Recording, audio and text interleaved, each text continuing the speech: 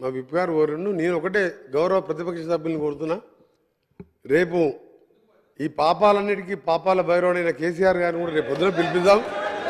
పొద్దునండి ఇప్పుడు సాయంత్రం కూడా ఆయన రాడు. సార్ సార్ సార్ అరే ఎందుకు భయపడుతుంది సార్? మన నల్గొండకు వచ్చి మన నల్గొండకు వచ్చి ఏం మాట్లాడింది సార్? ఆయన నల్గొండకు వచ్చిండు, హెలికాప్టర్లో కూర్చోవస్తుంది, హెలికాప్టర్లో కూర్చోవచ్చని కార్లో 5 నిమిషాలు రాలేదు అధ్యక్ష. కార్లో లెజిస్లేచర్ ఎల్ఏ మినిస్టర్ గారు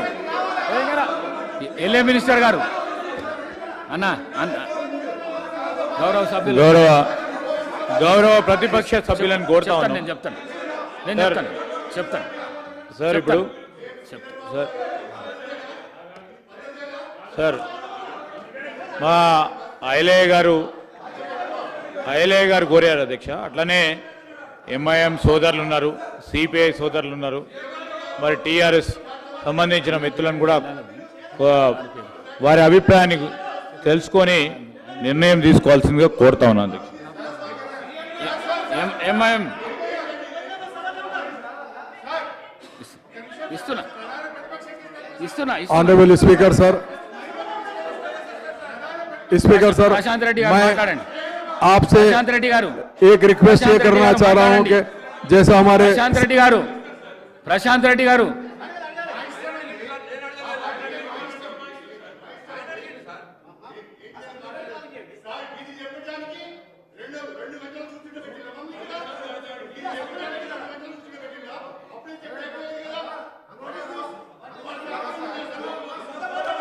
మాట్లాడండి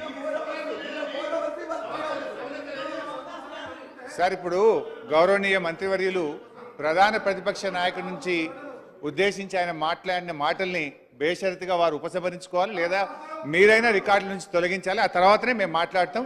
ఈ సభ నడిపే పద్ధతి ఇది కాదు, సభలో మాట్లాడే విధానం ఇది కాదు. మంత్రి గారు ఇది సభకు గౌరవానికి మంచిది కాదు. మీకు కూడా మీరు స్పీకర్గా ఉండి ఈ రకమైనటువంటి భాష అసెంబ్లీలో మాట్లాడితే ఇది ఎంత మాత్రం ఆమోదయోగ్యం కాదు అధ్యక్ష. ఒక మంత్రి గారు ఆయన ఎప్పుడు ఏం మాట్లాడతాడో నోటికి వచ్చినట్టు మాట్లాడితే ఇది మంచిది కాదు. మేము కూడా మాట్లాడచ్చు కదా అధ్యక్ష, నేను అనరాదైంది ఇష్టం ఉన్నట్టు నేను కూడా అనొచ్చు. దయచేసి ఆ వ్యాఖ్యల్ని ఉపసంహరించాలని మిమ్మల్ని కోరుతా ఉన్నాం, లేదా మీరైనా అది తొలగిస్తామని చెప్పిన తర్వాతనే మేము అభిప్రాయం చెప్తాం. సార్ ఒకటే నిమిషం సార్. మొన్న నల్గొండకు గంటన్నర సేపు హెలికాప్టర్లో ప్రయాణం చేసిన ఆయన పెద్ద మనిషి గీని నుంచి నందగిరి తీసుకెళ్ళి 5 నిమిషాలు రారా? ముఖం లేక నల్గొండ నాశనం చేసిండు. అందుకనే రమ్మని బయలు చేస్తున్నాం. రికార్డులను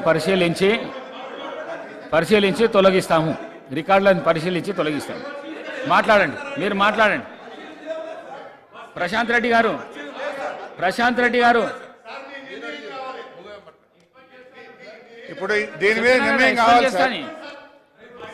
He has to apology, sir.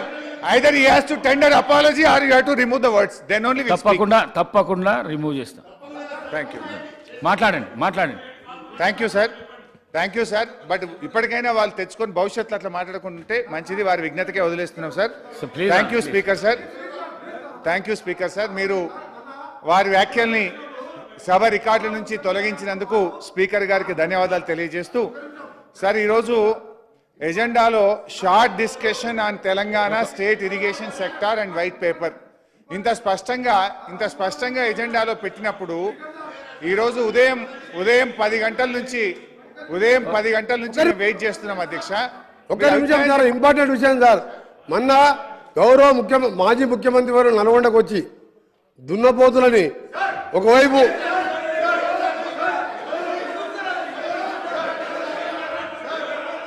ఏం పాడేదారా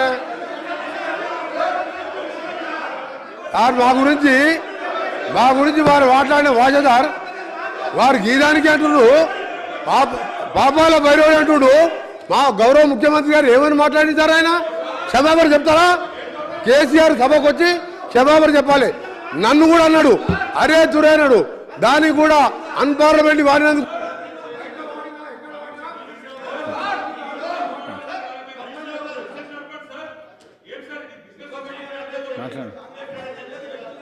సార్ కోమటిరెడ్డి వెంకటరెడ్డి గారు ఈరోజు సభ బయట మాట్లాడిన దాని గురించి సభలో మాట్లాడుతున్నారు.